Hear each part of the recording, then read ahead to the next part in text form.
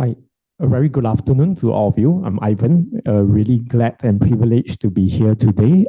And I'm thank you, Dr. Pham, Dr. Bonsong, and also Dr. Hong Bao for the wonderful presentations ahead. And they really set the stage, right, for what I'm going to be talking about now. And I really appreciate the very excellent analogies, even though I couldn't understand Vietnamese, but I really like the Little Red Riding Hood analogy, and somehow it's to do with hemoglobin is red, right? So it's really excellent. I see the excellence and the brilliance of the Vietnamese medical community. Yep. So when we talk about hemoglobin A1c, right, it is not a new diagnostic concept, right? So and it's very common. All of us are aware of it when we do our diabetes testing. The medical community has been doing this for many years. However, right, it doesn't mean that problems will not happen. In fact, most recently, beyond the expectation, right, was a situation that happened in the United Kingdom, whereby 55,000 patient samples actually required a rerun. Okay, so the problem was actually a HbA1c platform that displayed some potential positive bias in the results. And what were the implications of such a problem? You know, even if there was, so the story that's shown on the screen, right, is actually about a patient who actually was diagnosed to be diabetic, but she was totally healthy, right? And the doctors actually gave her the highest dosage of metformin. And as a result, right, not just that she had to go through the inconvenient consultation process, she also had to suffer the side effects of the high dosage. And you could imagine, given a high dosage, it probably meant how much higher, right, the A1c results was given to her, which was incorrect.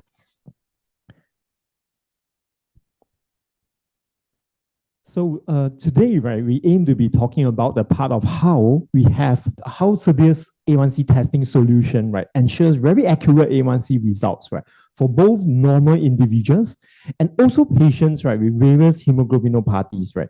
And this is a result of the superior, unparalleled resolution of capillary electrophoretic technology.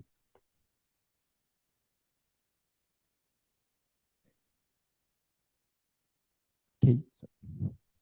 So to understand capillary electrophoresis, right, it's important to know that the main part of why capillary electrophoresis can do the wonder that it does, right, is because of this very fine capillary. You can imagine this very fine capillary, right, to even be finer than the diameter of your hair. Okay, so in this silica surface with hydroxyl groups, right, when you put this alkali buffer within the capillary, okay, so this is something unique for capillary electrophoresis. There is only one alkali buffer, right, within the capillary. Let's say we were to compare this with capillary with HbA1c. HbA1c would be a column, right, a much larger column, and there are also multiple buffer conditions to be created, right, and to run through the column for illusion. Okay, so all this doesn't happen in capillary electrophoresis. So we greatly reduce that complexity of the buffer environment, and we also greatly reduce the errors that could happen as a result, right? So, the surface will be losing the protons because of the alkali buffer very consistently because there's only one buffer. And all the surface negative charge would then draw the positive ions that are present in the buffer onto it. Okay, so these positively charged ions, right, you can imagine them to function like the travelator tracks that you see. Okay, so the travelator tracks will be solely responsible, right, for transporting people across it. You can imagine the people to also be like your proteins. So when your proteins are being injected into the capillaries, they will, yep, and then the detection will be at the cathodic site, right? The proteins will also be exposed to the same alkali buffer, and therefore they will also lose their protons to become negatively charged. Of course, the different proteins will have different negative charge, right? and that will affect how they differently migrate in the capillary. And also importantly, when you turn on the electric field, which moves from the negative cathode, the flow of electrons, to the positive anode, two forces are created in the process. Of course, the movement of the electrons will be the electric field force. But the electric field force is a much smaller force compared to the electroendoosmotic flow force. So you can imagine that if there are two forces that are in opposite directions, they will be pulling apart, right, and separating your proteins, right, with more resolution. Okay, so as a result, right, that's how, right, you achieve superior high resolution, right, with capillary electrophoresis. So here's the example of the proteins moving through the capillary. You can see that the more negatively charged proteins are held back by the positive anode. Eventually, right, all proteins will still migrate to this side of the capillary. It's just about whether they migrate faster or slower, right, depending on their charge within the capillary. Okay.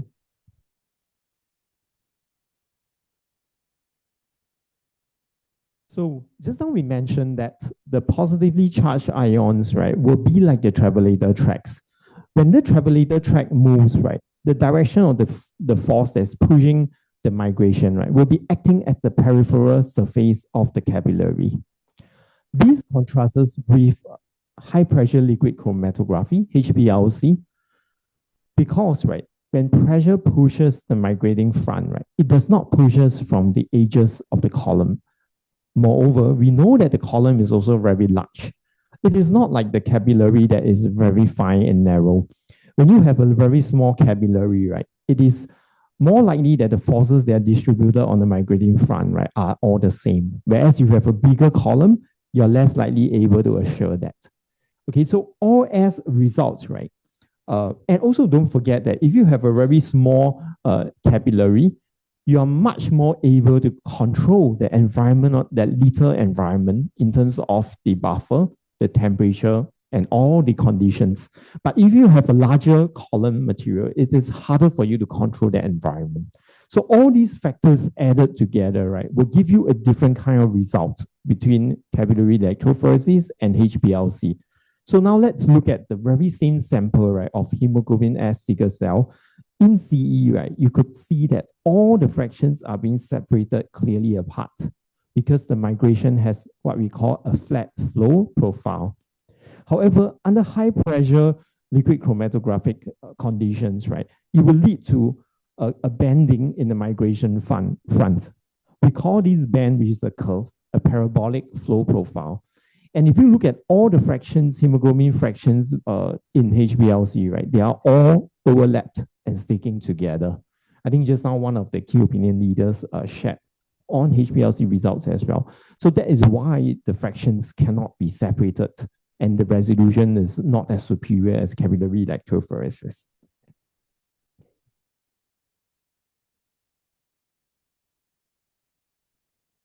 All right, so there are also other complications that can happen in the bigger column of HbA1c. So there's this thing called longitudinal diffusion. Longitudinal diffusion, right, basically means that the diffusion that happens in this direction. Okay, which means that if you have a band here, right, there is a tendency for this band, right, to diffuse and broaden as a result. So usually, how HbA1c will deal with this problem is they will speed up the flow rate because they think that if I increase the flow rate, right, there's less time for the proteins to diffuse and form this band broadening effect. However, right, this band broadening effect, right, is constrained, which means that even if you speed it up, right, you do not overcome the other problem, which is the mass transport, broadening effect. So mass transport means that your proteins can diffuse into the column material and then take time to diffuse out. So while their diffusion within the solution, right, can be speed up, but you cannot control the part of the proteins diffusing in the column and coming out. Okay, so these band broadening effects, right, will be a limit, right, and a constraint on the longitudinal diffusion.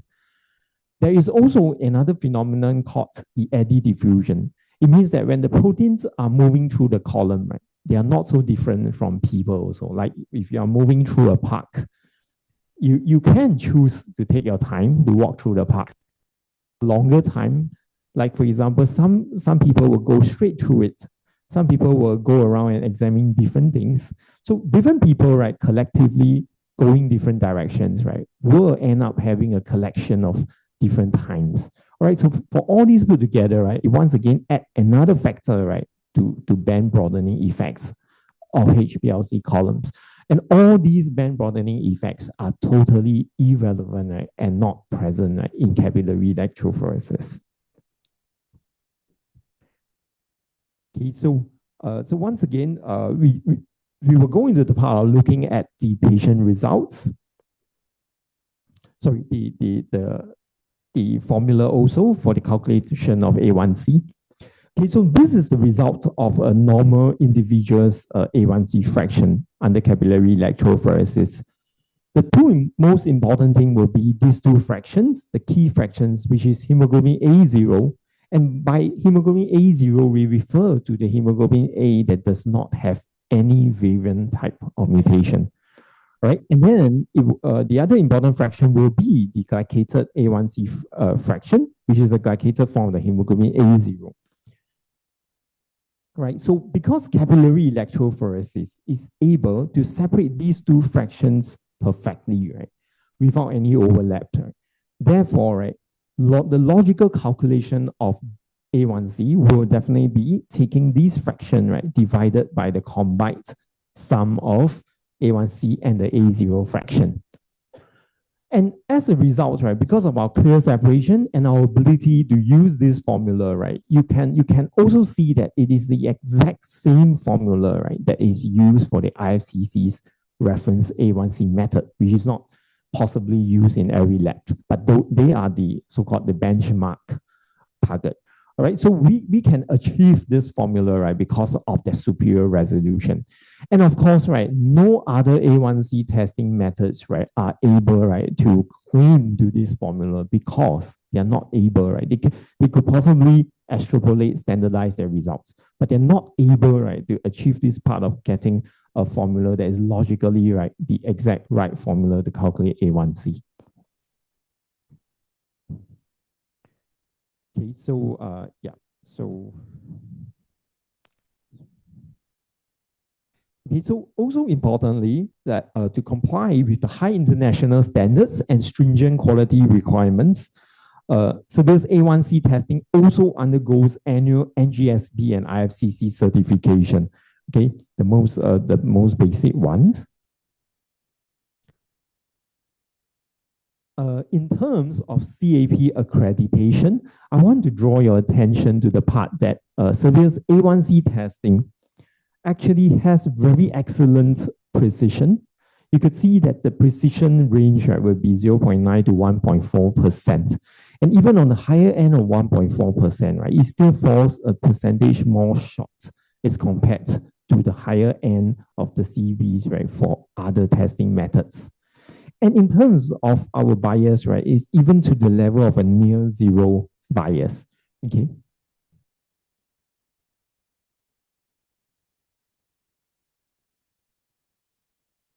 So with regards to the hemoglobin A1C, Euro A1C test evaluation, it's important to also note that Serbia's A1C testing method has near zero bias and also has very low bias and also comparably to other methods, right, very good CV percentages.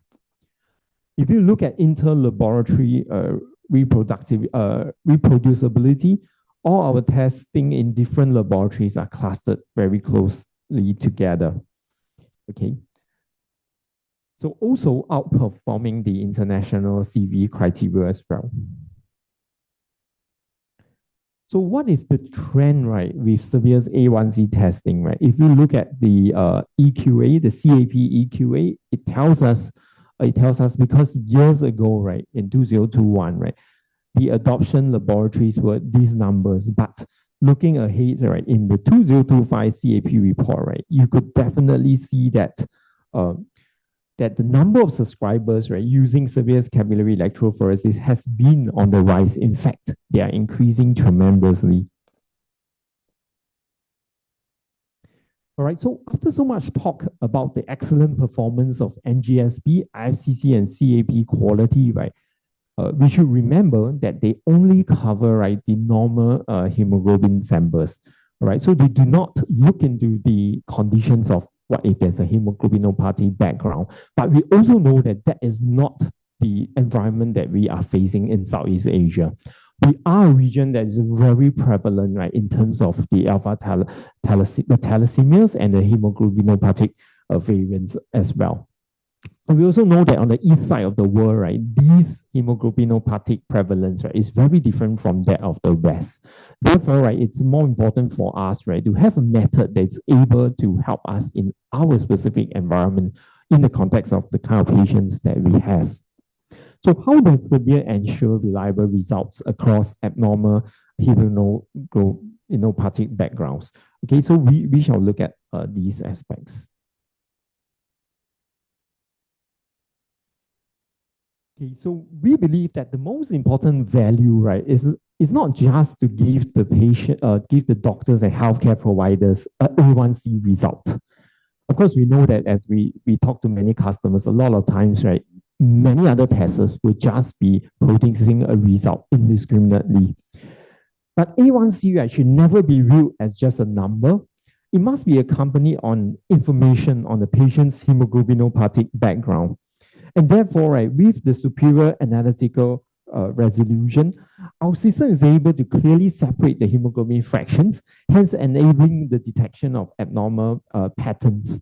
All right, so instead of just giving you a number, right, we want to give you a big picture and a clear entire background picture of the patient's hemoglobin.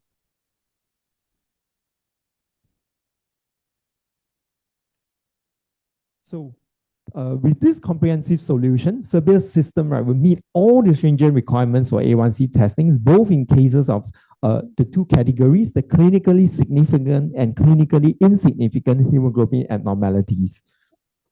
Okay, so we will be looking at the clinically significant entity first. Okay, so we will be looking at the conditions of the clinically significant biological interferences, and these will largely be the cases, right, whereby you do not have your hemoglobin A. Okay, so for example, the homozygous hemoglobin variant, or even the compound or double heterozygous hemoglobin variant, or the alpha thalassemia HbH disease. Right, so why is this important? Because we know that the glycation of the red blood cell happens within 120 days period. It's a non-enzymatic reaction. Therefore, right, the number of days that glycation is allowed to happen spontaneously is important. But in any form of disease, homozygous, double heterozygous, all these examples, right, for sure, right, the red blood cells do not have 120 days of glycation. Therefore, the results of A1C is definitely going to be different from the normal A1C results. And therefore, we want to prevent the misleading production of these results with accurate hemoglobin identification. All right, so let us look at we will always put the normal examples, the normal CAP-CE profiles at the top and to compare them with the abnormal profiles. So in this case, for example, of the homozygous hemoglobin E or any other other homozygous examples or common variants, right? It is just very clear that no hemoglobin A is being produced as a result.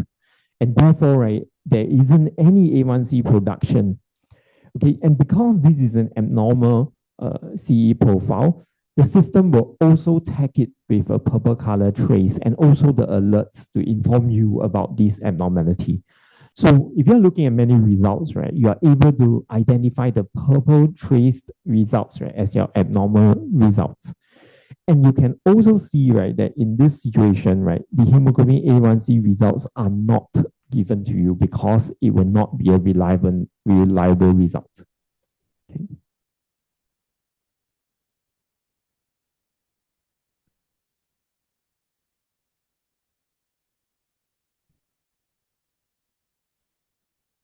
Okay, so here's another example. The concept of it is similar to the previous case, just that this is a double heterozygous result, which means that there are two variants that are present.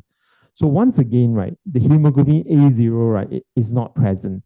Therefore, there is no true A1C, right, for you to measure. Okay, so these are the glycated variant forms, but they are not in the right A1C positions. Okay, so in such a situation, right, likewise, right, the purple trace that I mentioned just now with the homozygous situation will be present. And A1C results will not be produced as well. Okay, so here we have the other condition of the alpha thalassemia and the hemoglobin H disease. And this is a very common hemoglobin abnormality in this region. Okay, so Serbia's capillary electrophoresis clearly detects hemoglobin H, right, through the presence of hemoglobin buds, HbH, along also importantly, right, with a decrease in hemoglobin A2 values. Okay, so far, right, we are also one of the few methods that are able to separate the A2 fraction properly and quantify it. Right, so since hemoglobin H is a condition that causes very significant biological interference, right, we should not be reporting the A1C results.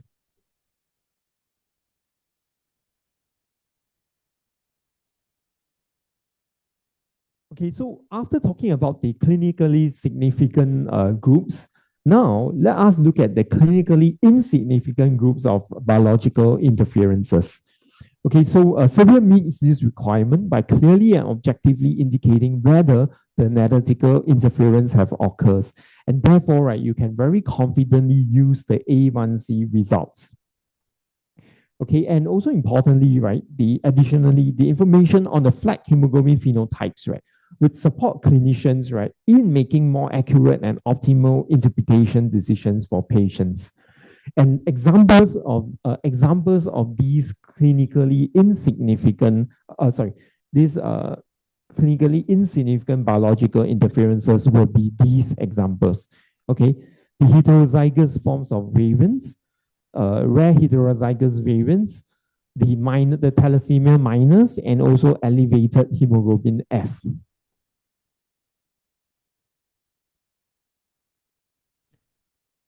So now let's look at the principle of analytical interference.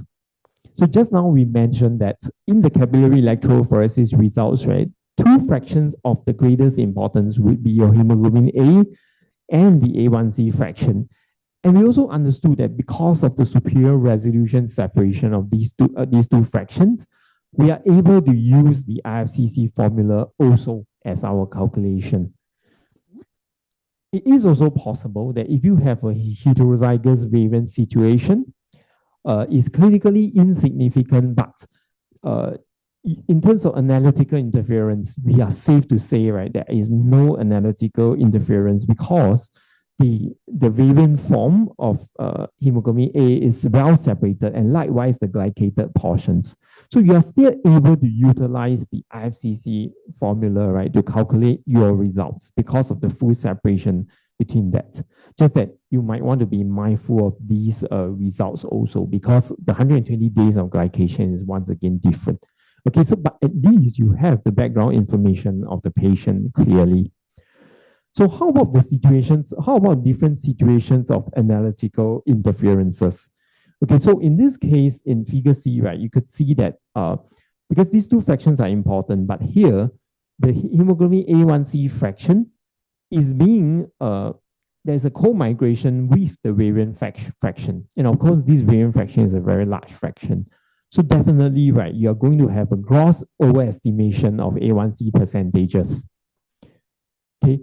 However, if you look at another situation of overestimation, this is not as big an overestimation, but still is significant. That is a co-migration, right, of the A1C fraction with the glycated mutant fraction, right? So this becomes a higher A1C value because you have now a bigger fraction here that looks like the actual A1C divided by the hemoglobin A fraction. Okay, so here are very small changes, but if you are able to provide a clear picture of the migration, right, it will help you explain the problems if your results do not look reasonable. Here's another situation of analytical interference, which is the mutant form, the variant form of the fraction co-migrates with hemoglobin A. And therefore, right, the A1C fraction divided by this much larger fraction will be an underestimation. Okay, so all these are examples of analytical interferences. So now let us look at the clinically insignificant biological interferences. Once again, replace the normal profiles above and compare them with these situations. So, of course, one very common would be the hemoglobin E heterozygous, and hemoglobin E is definitely very prevalent in this side of the world, in Vietnam as well. We could, in fact, all the common variants are actually well separated from hemoglobin A0. Okay, so you do not have to worry about the analytical interference. Just that there is no analytical interference in this case. However, right, the atypical profile is still shown because of hemoglobin E. That's why the sample will have a purple trace. And sometimes hemoglobin E can also have a thalassemia effect affecting the hemoglobin A2 changes also.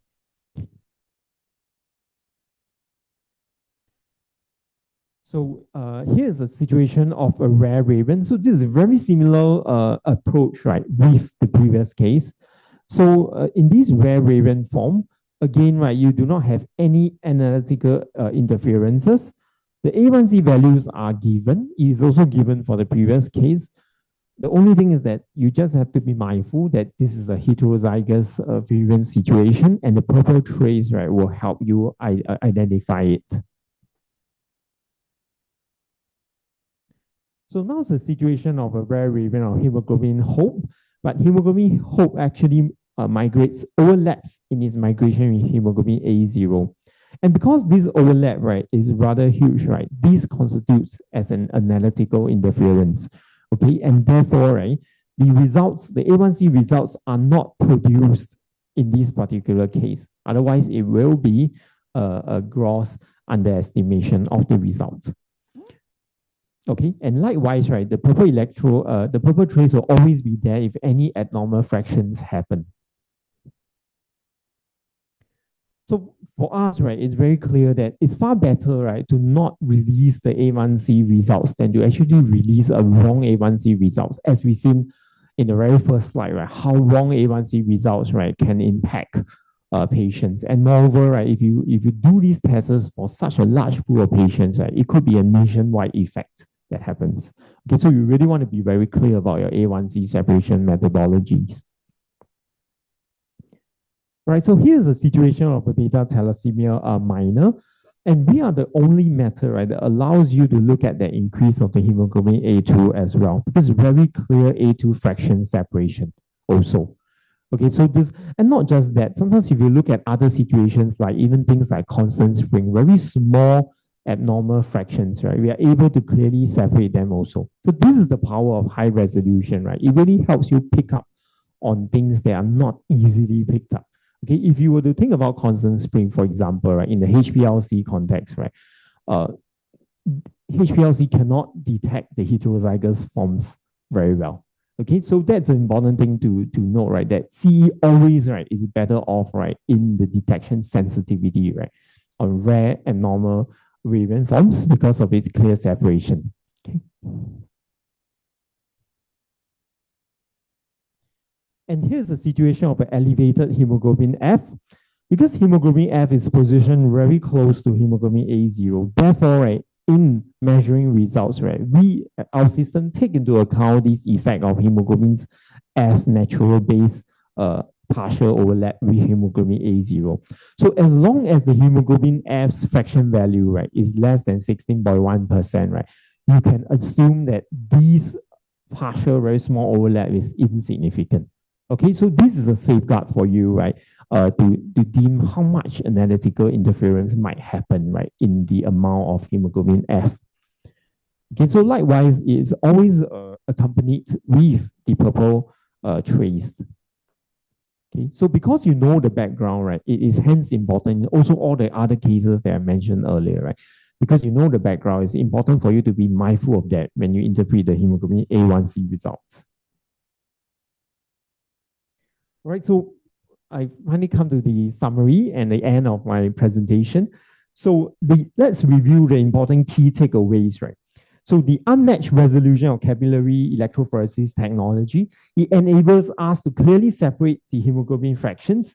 So this is something that other methods, right, they struggle to achieve. Okay, and that's very evident, right, in the calculation formula that only our calculation formula, right, is the same formula as IFCC's calculation formula.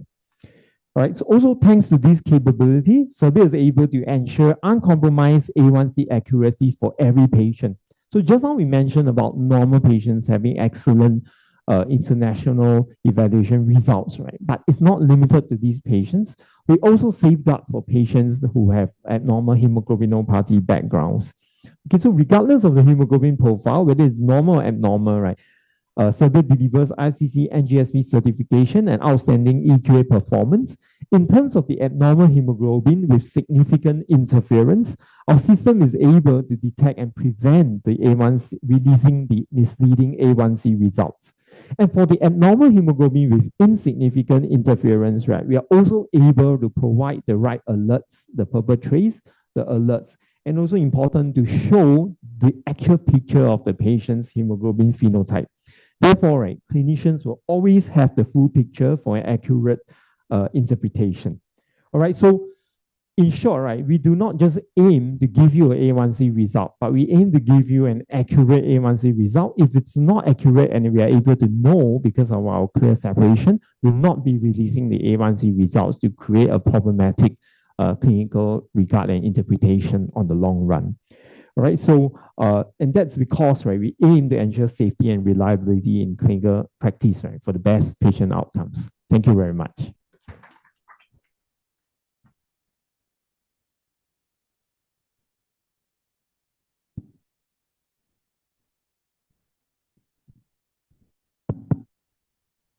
So thank you for your relevant explanation, Dr. Lam. And this helps us to understand better the tools we use in diagnosis and follow-up of patient. Chúng ta đã hoàn tất phần trình bày. Bây giờ qua phần câu hỏi, thảo luận Q&A. Chúng tôi xin trân trọng kính mời giáo sư Quỳnh Nghĩa, tiến sĩ Băng Xương, bác sĩ Bảo. We invite, this is the Q&A session. We invite Dr. Lam for this session and answer to the question, if any, from our audience. Do ban tổ chức báo tôi biết là chúng ta bị trái dấu án quá nặng rồi, trái dấu án rồi, thành ra chúng ta chỉ còn có 10 phút để thảo luận. Do vậy chúng tôi có một số câu hỏi đã đưa chuẩn bị sẵn trước, đặc biệt là câu hỏi dành cho tiến sĩ Băng Xương, thành ra là về hemoglobin H của ai đó, thành ra là tập trung focus cho một số câu hỏi của ấy. Có một câu hỏi phải nhờ tiến sĩ Nghĩa trả lời. Rồi xin mời lên. Đầu tiên hết là xin mời tiến sĩ Băng Xương sẽ trả lời các câu hỏi liên quan đến nội dung của mình.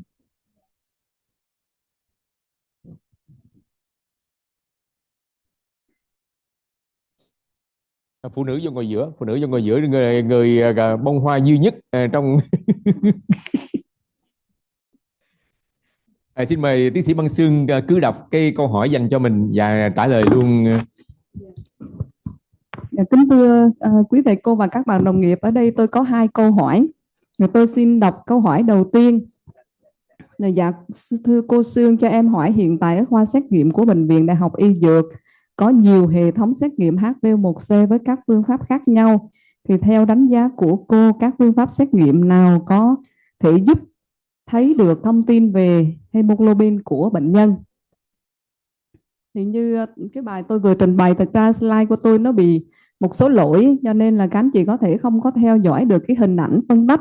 Nhưng mà qua cái bài trình bày của tiến sĩ Ivan vừa rồi thì chúng ta thấy được cái hình ảnh phân tách của phương pháp điện di mao quản rất là tốt.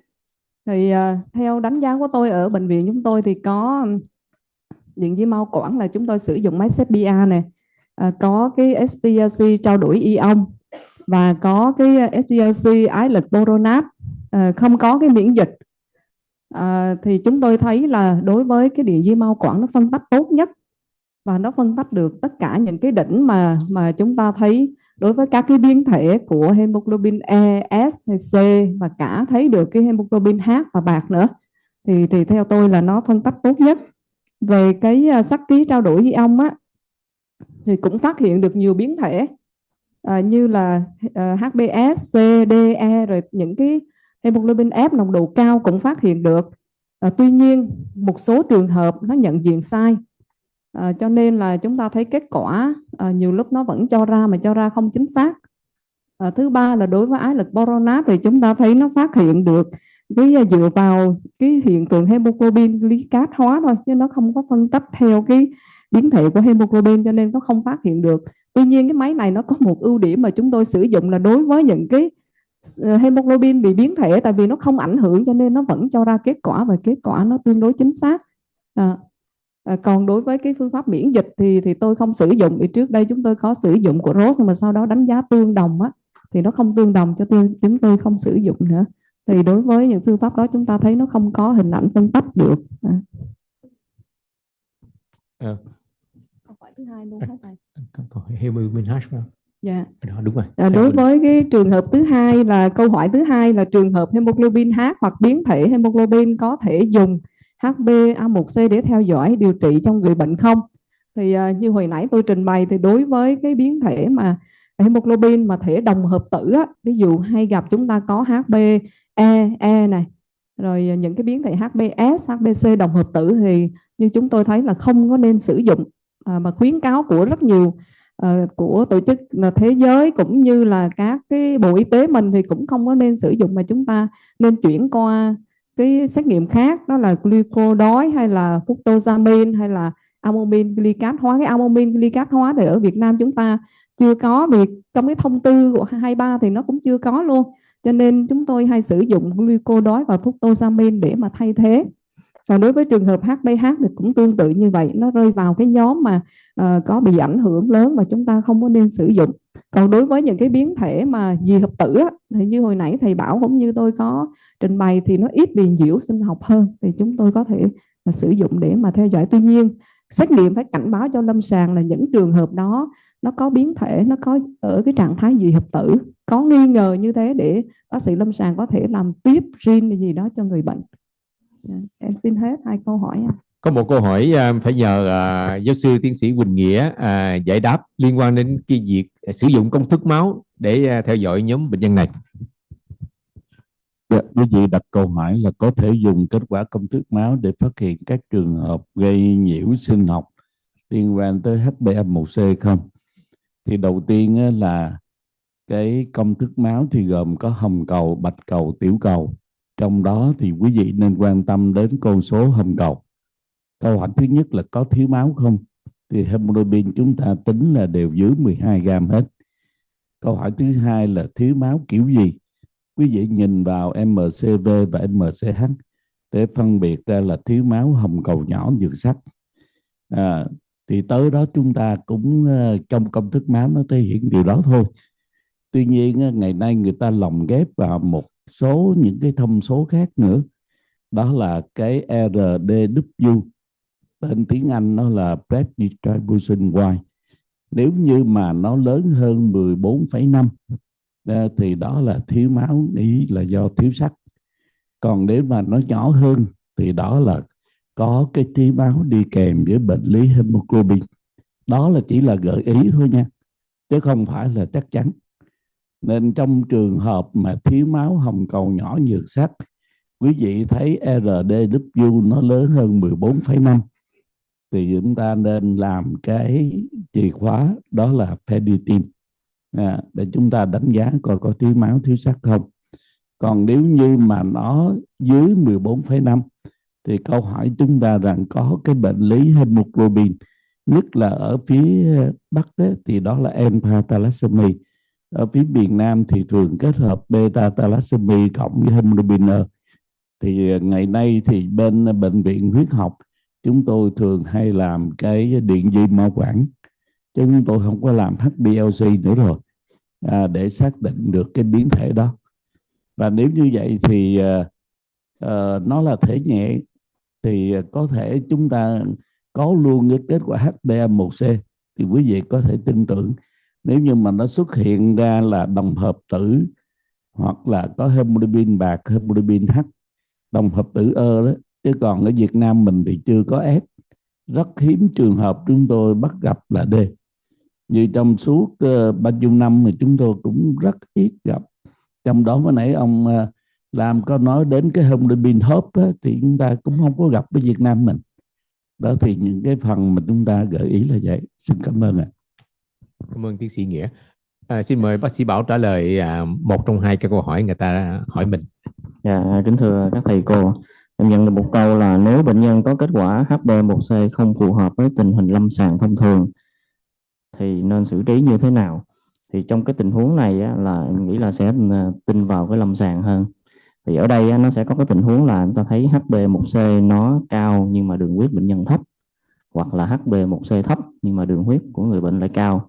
Thì trong những trường hợp mà A1c cao mà đường huyết thấp thông thường là có thể là trong một cái thời gian khoảng chừng 3 tháng người ta không có tuân thủ điều trị, không có uống thuốc đều, không có ăn uống kiêng cữ, thì nó làm cho cái đường huyết lúc nào nó cũng cao.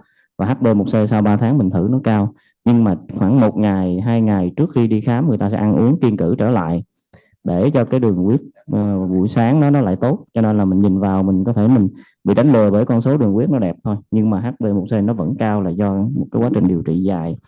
Và cái thứ hai nữa là do ảnh hưởng của cái việc sử dụng cái thuốc là corticoid. Đây là một cái nhóm thuốc mà nó có rất nhiều chỉ định khác nhau. Và người ta thấy cái corticoid nó gây làm tăng cái đường huyết sau bữa ăn 2 tiếng đồng hồ rất là nhiều so với cái việc là ảnh hưởng lên đường huyết đói. Các bạn, như mình thử cái đường huyết đói 8 giờ đồng hồ thấy nó rất là bình thường, nhưng mà vì bệnh nhân dùng corticoid nó làm cho cái đường huyết sau ăn nó cao và nó ảnh hưởng tới HbA1c cũng cao luôn. Cái tình huống thứ hai là HbA1c thì rất thấp, rất đẹp, nhưng mà đường huyết nó cao thì một là người ta quên nhịn ăn trước khi làm xét nghiệm. Cho nên là trong cái mùa trung thu vừa qua thì tôi thấy những cái người mà ta ăn bánh nhiều thì có thể là trong cái thời gian dài thì đường nó kiểm soát tốt, nhưng chỉ 1-2 ngày trước khi tới khám là nó làm đường huyết đói nó tăng lên.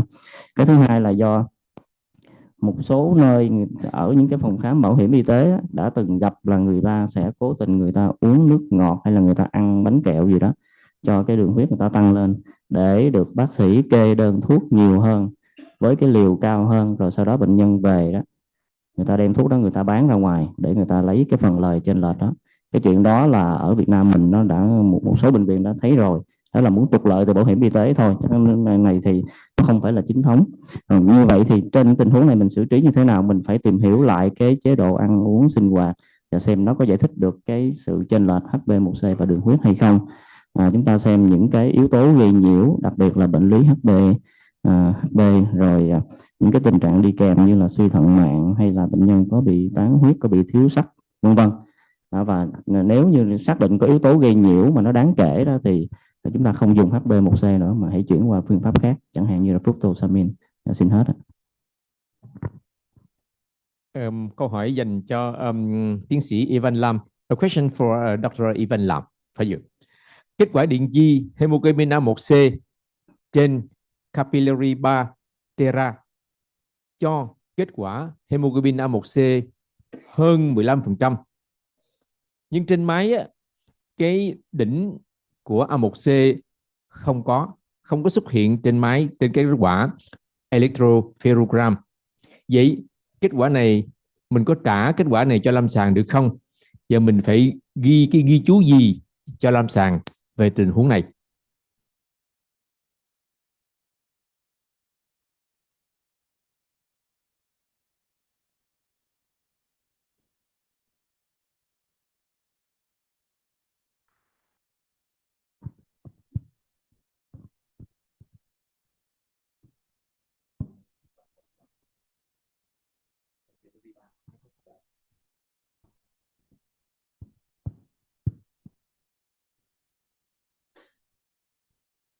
Sorry, just to repeat the question, right? So you're mentioning that if the if the A1C fraction is not shown. Nói ông là tôi sẽ dịch trực tiếp cho ông. Please remove the headphone.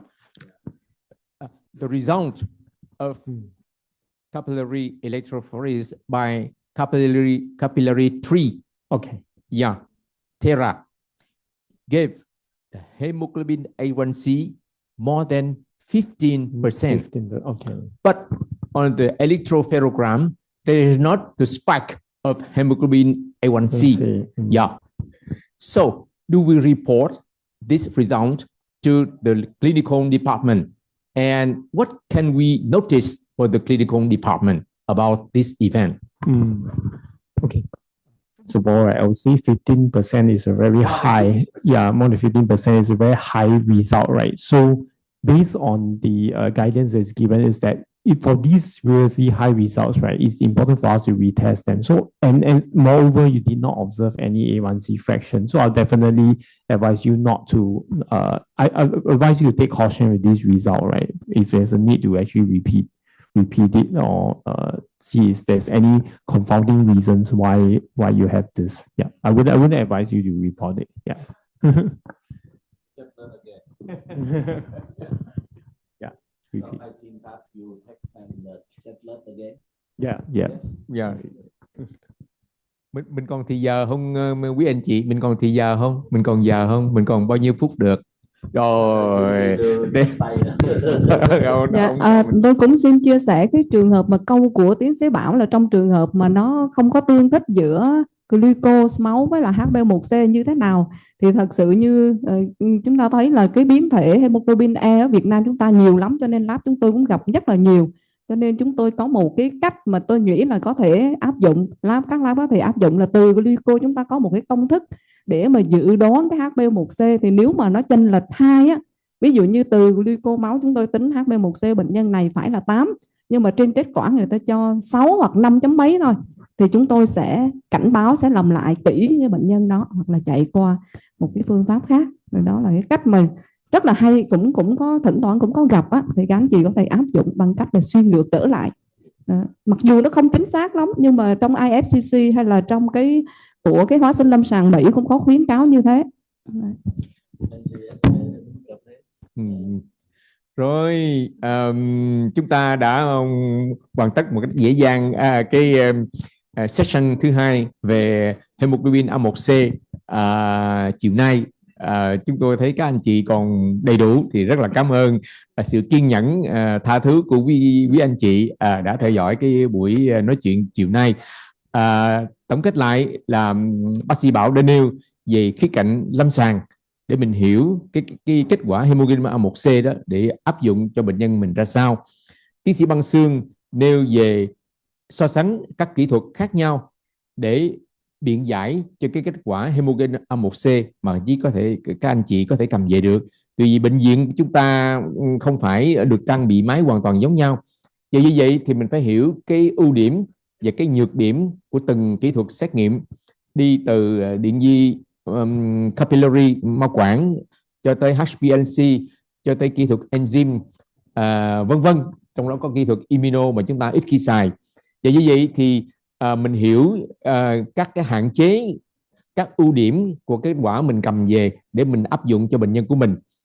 Tiến sĩ Ivan Lam có một cách tiếp cận hơi khác chút xíu, cũng nội dung đó thôi, nhưng mà nghi nhiều về cái technology hơn, về công nghệ hơn, để lý giải cho chúng ta biết, cái giải mã cho chúng ta các cái hình thái mà mình thấy quan sát được trên lâm sàng và cách để ứng dụng các cái hình thái đó một cách thông hiểu hơn nhờ cái bài báo cáo của tiến sĩ Ivan Lam.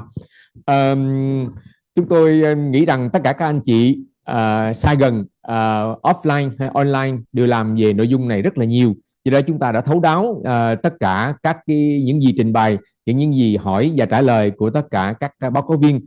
Chúng tôi xin được cảm ơn các anh chị báo cáo viên. We highly appreciate your presentation. And xin cảm ơn công ty Medicube đã đồng hành cùng tất cả các đồng nghiệp của chúng ta. We highly appreciate the participation contribution of Medicube for helping us to better understand your products. Wow. Rồi bây giờ xin nhường lại cái điều khiển chương trình cho ban tổ chức. Dạ, xin cảm ơn quý anh chị. Kính thưa quý vị đại biểu, phần chia sẻ vừa rồi cũng đã khép lại nội dung cuối cùng của hội thảo khoa học xét nghiệm đông máu và HbA1c. Kết quả có thực sự phản ánh đúng tình trạng lâm sàng. Hy vọng rằng những thông tin được chia sẻ từ chương trình hôm nay sẽ phần nào giúp cho quý vị tiếp tục phát huy tốt hơn nữa trong hành trình cũng như là sứ mệnh chăm sóc sức khỏe cho người bệnh. Và sau đây, trước khi chương trình khép lại, xin kính mời ban tổ chức cùng chủ tọa và các báo cáo viên cùng lên sân khấu để chụp hình và trao hoa lưu niệm.